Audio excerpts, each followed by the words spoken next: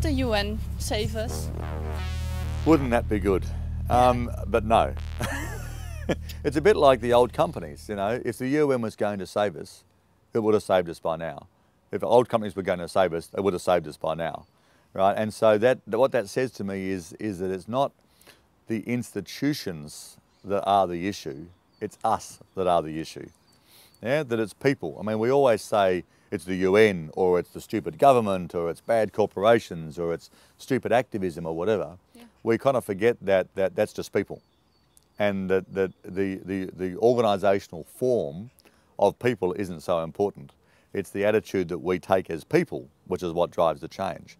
And so don't look to institutions to drive change, look to people to drive change. Now, whether those people then work in the UN or corporations or they're young social entrepreneurs or they're activists or they're government or they're academics or whatever, doesn't matter. It's not what they do, it's who's doing it and their approach to that task, I think, is the issue. So we have to move away from looking for institutional solutions. What do you think of the Rio+20 Earth Summit? It's actually a question from the Dutch National Youth Council. Mm-hmm. How would you rate the chance for success? Just below zero. Yeah, no, I think we're not ready to change yet. Eh? I mean, I'm not saying these things aren't important, but we should recognise that the events aren't the issue, the organisational structure is not the issue. When people are ready to change, we will change, and then the institution won't matter. So Rio+20 is an important event in the history of many important events about raising awareness about the issue, about understanding the problem, right, and forming the relationships and networks that we can then use to actually fix it. But we have not yet decided to act, and that's just a sad reality. And that's why Copenhagen was always going to fail. You know, it's why Rio+20 will not do anything very much. You know, and I don't say that as a pessimist. I just say that as, you know, we've had decades of these meetings now, and the evidence is the meetings themselves don't make the difference. It's the context, it's the bottom-up pressure to change, which is what makes the difference. But does such a summit, does it have a role in the process? Yeah, very much.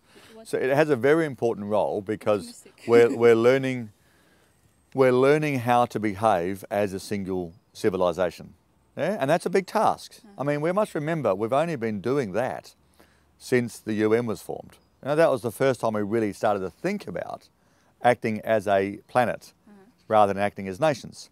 Yeah. So it's like, you know, someone goes to university and you say, okay, well, you've been studying for 3 years. Why aren't you Einstein yet? Yeah. You know, it's like, it's a lot of work to be that smart. And our civilization is learning to behave as a civilization after you know, millions of years of behaving as small groups of animals, and then hundreds of thousands of years of behaving as small groups of people. And then only a few hundred years really is behaving as nation states in the modern way. So moving to behave as a civilization is just hard work, and it takes a long time.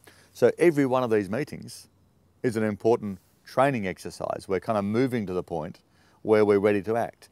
And so I think they're very important, and they're very important places because everyone who goes there starts to think about the system as a system, right? So the evolution of those is very important.